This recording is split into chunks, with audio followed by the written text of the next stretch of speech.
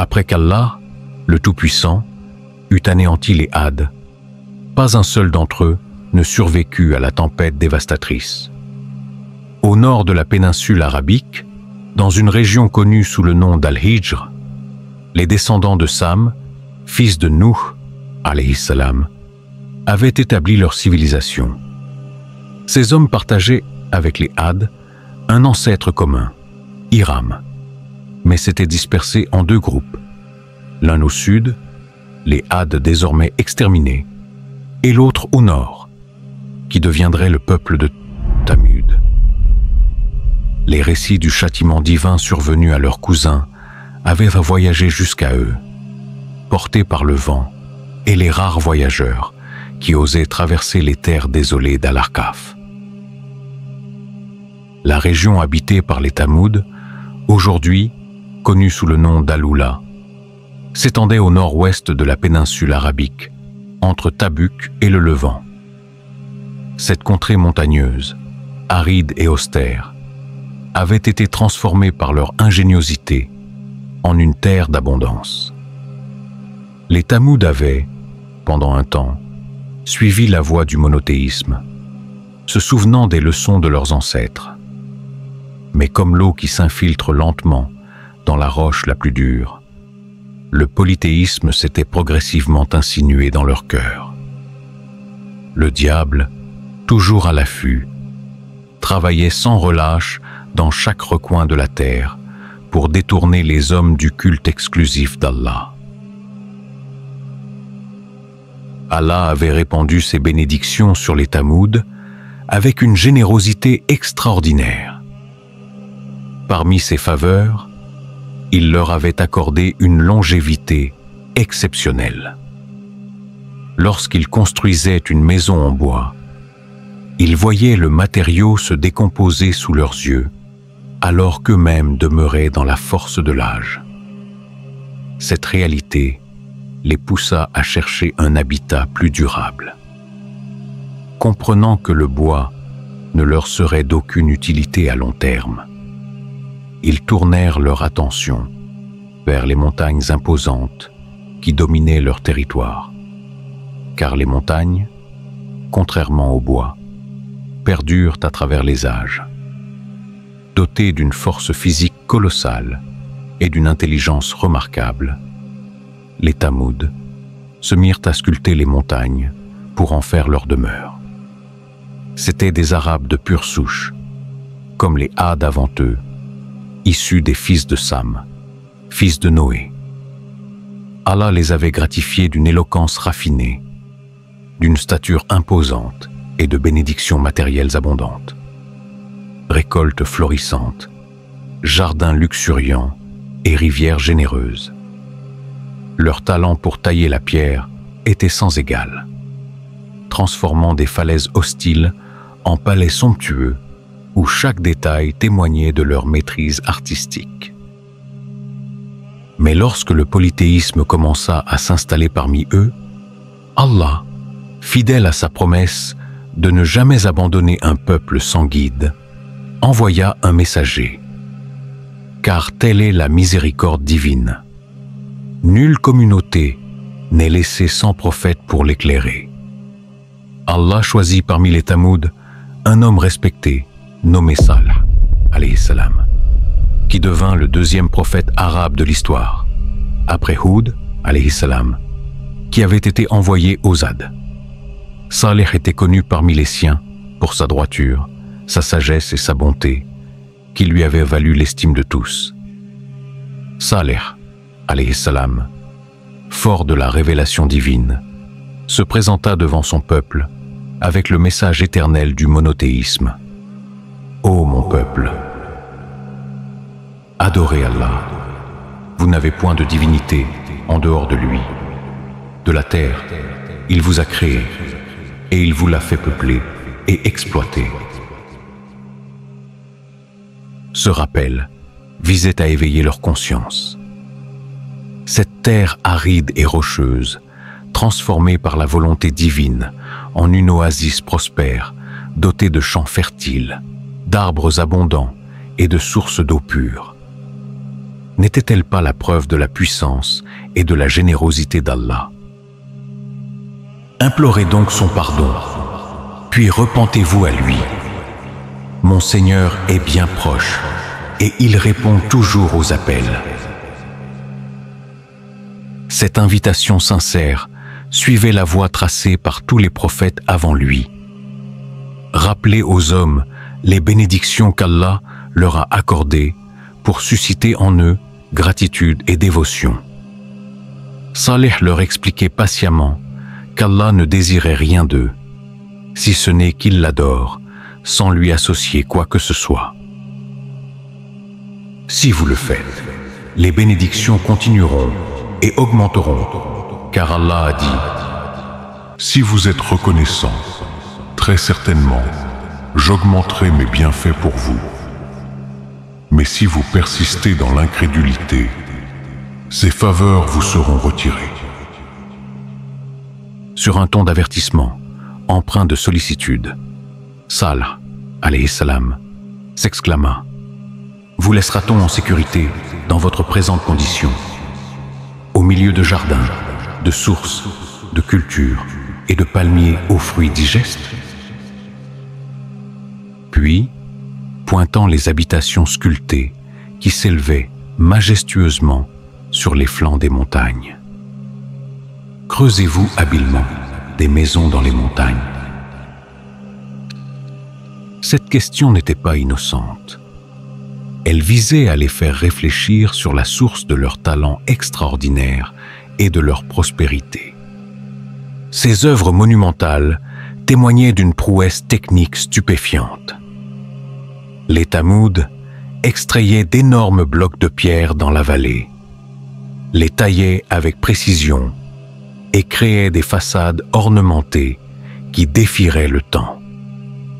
À contempler leurs sculptures, on ne pouvait qu'être saisi d'admiration devant ce chef-d'œuvre architectural. Comment, en ces temps reculés, disposait-il de telles capacités pour métamorphoser la roche brute en palais délicat? De nos jours, il faut des explosifs puissants pour percer une montagne et construire un simple tunnel. Pourtant, ces anciens bâtisseurs façonnaient dans la pierre des demeures complètes, avec chambres, cours intérieures et ornements raffinés. D'où viennent ces bénédictions? Demandait Salih, alayhi salam.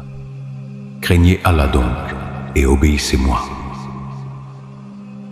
La splendeur des réalisations des Tamouds dépassait l'entendement. La force divine qui leur avait été accordée, combinée à leur talent artistique, avait produit des merveilles. Ils ne se contentaient pas de sculpter les façades des montagnes. Ils creusaient des intérieurs complexes, créant des pièces spacieuses, reliées par des corridors sinueux.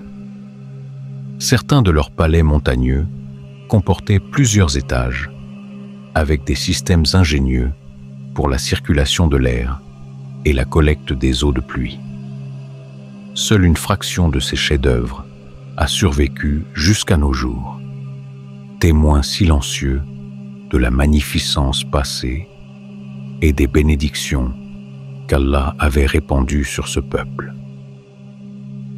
Salih, alayhi salam, persévéra dans son appel vers Allah, le Tout-Puissant.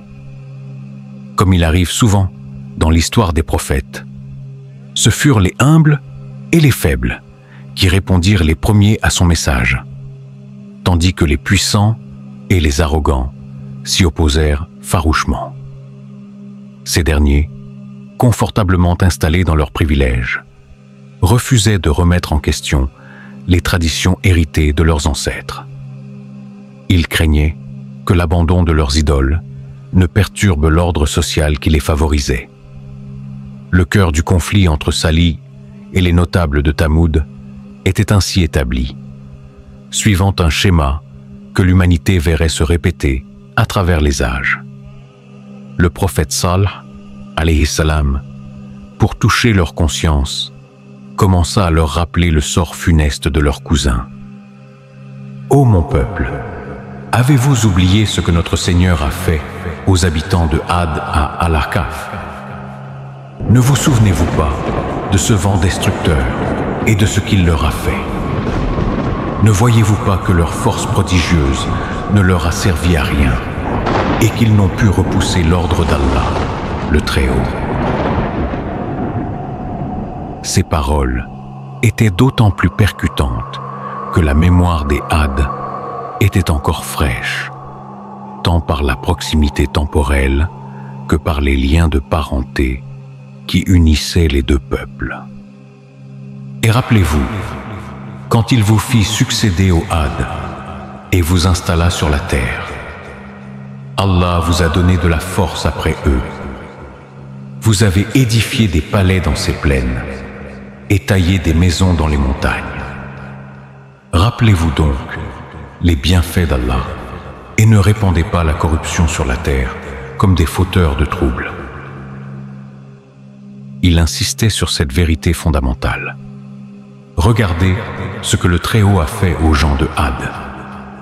Il vous a laissé après eux comme héritiers de la foi et du monothéisme. Il les a détruits et il vous a accordé un espace pour vivre et vous a comblé de bénédictions. La réponse des chefs de Thamud à ces rappels sincères fut empreinte d'une ruse sophistiquée. Au lieu d'une opposition brutale, ils adoptèrent une approche plus subtile, la flatterie et la tentation. « Ô Salih » dirent-ils avec un semblant de regret dans la voix, « sais-tu comment nous te voyions et te considérions ?» Les habitants de Thamud maniaient l'art du discours avec une éloquence remarquable, utilisant leurs talents oratoires pour tenter de détourner le prophète de sa mission. Nous ne te considérons pas comme n'importe quelle personne. Nous te tenions pour un homme honoré, respecté et jouissant d'un statut élevé parmi nous. Nous espérions que tu deviendrais l'un de nos dirigeants. Cette tentative de séduction était transparente. Ils essayaient de l'attirer vers les honneurs mondains pour l'éloigner de son message divin. Nous espérions que tu prendrais place parmi nos chefs. Et voilà que tu nous arrives avec cette invitation. S'exclamèrent-ils, feignant la déception. Ô Salih, tu étais auparavant un espoir pour nous. Nous interdirais-tu d'adorer ce qu'adoraient nos ancêtres? Cependant, nous voilà bien dans un doute troublant au sujet de ce vers quoi tu nous invites. Leur message était clair. Abandonne cette prédication et les plus hautes positions t'attendent. Mais si tu persistes, tu perdras notre estime et notre respect. Salih, alayhi salam, inébranlable face à ces tentatives de corruption, répondit directement: Ô mon peuple, que vous en semble si je m'appuie sur une preuve évidente émanant de mon Seigneur et s'il m'a accordé de sa part une miséricorde? Ce que je vous dis vient du Seigneur des mondes. Allah m'a accordé la révélation et la miséricorde que je désire partager avec vous, et vous me tentez avec des positions. La fermeté de sa réponse traduisait la profondeur de sa foi. Aucun honneur terrestre ne pouvait égaler la dignité de servir Allah et de transmettre son message. Qui donc me protégera contre Allah si je lui désobéis? Si j'obéissais à vos paroles et abandonnais le commandement d'Allah, qui me défendrait contre sa colère? Vous ne feriez qu'accroître ma perte. Toutes leurs offres séduisantes n'étaient à ses yeux qu'une voie vers la ruine, car ils se tenaient fermement aux côtés du Seigneur des mondes. Cette réponse claire et sans compromis fit comprendre aux notables qu'ils ne parviendraient pas à ébranler la résolution du prophète. Comprenant que leur tentative de séduction avait échoué, les chefs arrogants changèrent de tactique. Ils se tournèrent vers les faibles qui avaient embrassé le message de Salih, alayhi salam, espérant les intimider pour qu'ils abandonnent leur nouvelle foi. Les dirigeants allèrent donc vers les pauvres et leur demandèrent avec condescendance: « Croyez-vous vraiment en Salih ?» Quand ils répondirent affirmativement, les notables insistèrent: « Qu'est-ce qui vous a poussé à croire en lui ? Nous ne croyons pas en lui. » Cette stratégie d'intimidation ciblait les membres les plus vulnérables d'une communauté pour semer la peur est une tactique que les oppresseurs utilisent encore aujourd'hui. Ils espéraient ainsi isoler Salih, alayhi salam, en effrayant ses partisans les plus fragiles. Les notables de son peuple qui s'enflèrent d'orgueil dirent aux opprimés, à ceux d'entre eux qui avaient la foi: « Savez-vous si Salih est envoyé de la part de son Seigneur ?» Cette question insidieuse visait à instiller le doute. Avait-il une preuve tangible que Salih était véritablement un messager divin? La réponse des croyants humbles fut remarquable par sa clarté et sa fermeté. Malgré leur position socialement inférieure et leur manque de pouvoir face aux élites, ils répondirent sans hésitation: « Oui, nous sommes croyants à son message. Nous croyons à tout ce qu'il dit. » Cette réponse témoignait de la force extraordinaire que la foi véritable peut insuffler même aux plus humbles. Face à cette fermeté inattendue, les arrogants répliquèrent avec mépris: « Nous ne croyons certainement pas en ce que vous avez cru. » Ils se détournèrent avec dédain, marquant ainsi la division profonde qui s'était installée dans la société de Thamud. D'un côté se tenaient les croyants, menés par Salih, alayhi salam. De l'autre, les polythéistes orgueilleux qui s'accrochaient à leurs privilèges et à leurs idoles. Cette fracture ne cessait de s'élargir à mesure que le message divin se propageait parmi le peuple.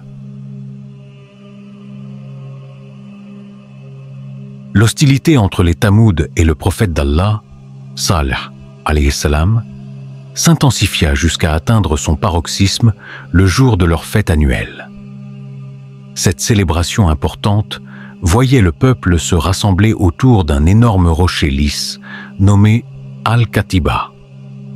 Cette pierre monumentale, située au cœur d'une vallée, était devenue le centre de leurs rituels idolâtres. Les Thamud, experts dans le travail de la pierre, transportaient des roches de la vallée pour sculpter leurs idoles, puis venaient offrir des sacrifices à ces divinités illusoires le jour de leur fête, dans l'ombre imposante d'Al-Katiba. C'est dans ce contexte tendu que les notables lancèrent un défi à Salih, alayhi salam. « Ô Salih, que dirais-tu de sortir avec nous ce jour-là » Ils savaient que toute la communauté serait présente, formant une audience immense pour ce qui allait devenir une confrontation décisive. « Établissons un défi entre nous. Tu invoqueras ton Seigneur, et nous invoquerons nos divinités. Si ton Seigneur te répond, nous croirons en lui, et si nos dieux nous répondent, tu croiras en eux. » Cette proposition, formulée avec arrogance, cachait une certitude. Quel Dieu pourrait répondre de manière visible à une invocation? Salih, alayhi salam, fort de sa foi en Allah et confiant dans son soutien, accepta le défi. Le jour de la fête, tous les habitants de Thamud se rassemblèrent devant l'imposant rocher d'Al-Katiba. L'atmosphère était électrique, chargée d'anticipation et de tension. Les polythéistes précisèrent alors leur demande. « Ô Salih, nous voulons que tu invoques ton Seigneur pour qu'il fasse sortir de ce grand rocher lisse, Al-Kataba, une chamelle gigantesque et enceinte de 10 mois, portant un fœtus dans son ventre. » Cette requête absurde et impossible visait à ridiculiser le prophète. Comment une chamelle vivante pourrait-elle émerger d'une masse solide de pierre? « Et vous, que prierez-vous » demanda Salih, alayhi salam, cherchant à clarifier les termes du défi. « Nous prierons nos dieux pour que cette chamelle ne sorte pas, » répondirent-ils avec un sourire narquois. La ruse était évidente. L'état naturel d'un rocher est de rester inchangé. Donc leurs divinités inanimées semblaient assurées d'une victoire facile. Comment un chameau pourrait-il jamais sortir d'une pierre? Il cherchait à piéger le prophète dans une situation où son échec semblait inévitable aux yeux de tous.